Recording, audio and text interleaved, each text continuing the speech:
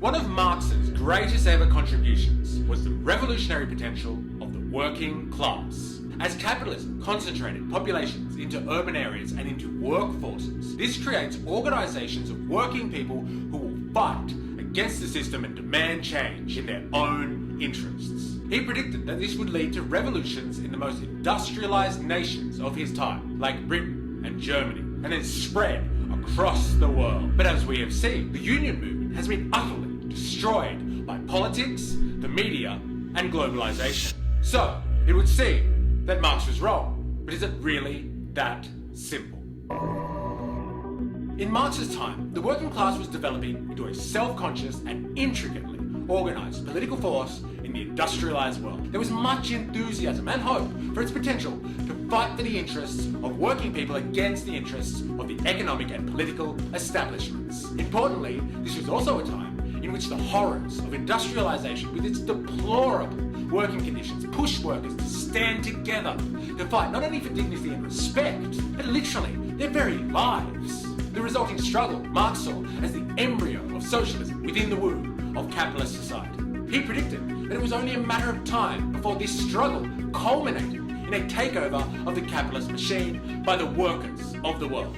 But this never happened. Moreover, where are these militant unions and workers' collectives today? They've been effectively squashed and heavily regulated, subject to strict laws and physical repression by the state, i.e. police. They just aren't a fighting force like they used to be. But most significantly, the vision is gone. There is no objective to change the system in the interest of the working class like there was before. Neoliberalism, which started kicking off around 50 years ago, saw the exportation of productive industries, the breeding ground of the union movement from much of the developed world. Production went to third world countries where labour was cheaper and, importantly, less organised or easily suppressed by authoritarian governments.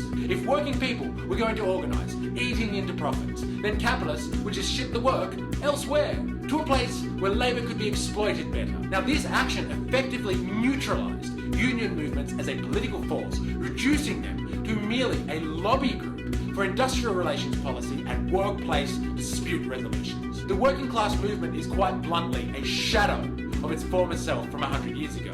Looking back at this process, it would seem that the capitalists won the struggle against workers' organisation. So, was Marx wrong? It's really not that black and white. The key to workers' revolution is class consciousness. Class is a loaded term. Marx used it in the sense of an interest group. If workers are a large interest group in society, then their consciousness, their ability to recognise themselves and therefore their own group interests is therefore essential to their ability and desire to fight in any strategic way to get what they want out of the economy, not just pick up for the leftovers. The average worker in Marx's time was just simply way more class conscious than we are today. They knew the system was geared against their interest. The political, economic landscape was designed for the rich and powerful, and working people were just another commodity. They understood that if they banded together and used their democratic rights, they could threaten the system and one day overthrow it. But we are not conscious today. We are fractured by neoliberal ideology and the media. We think we are all individuals, fighting our own battles and looking to make our own way in the world. But our problems haven't changed. A majority of us feel the same pressures. The cost of living crisis, inflation, economic downturns, unemployment, inadequate public services, housing stress, etc. We don't see this stuff as a collective issue. We see it all as personal problems. This is the most insidious fallacy of our time. These things are not personal, they are systematic. And if we banded together to fight for our class interests, we are way more likely to see improvement on these factors. We don't know how to fight for our own seat at the table.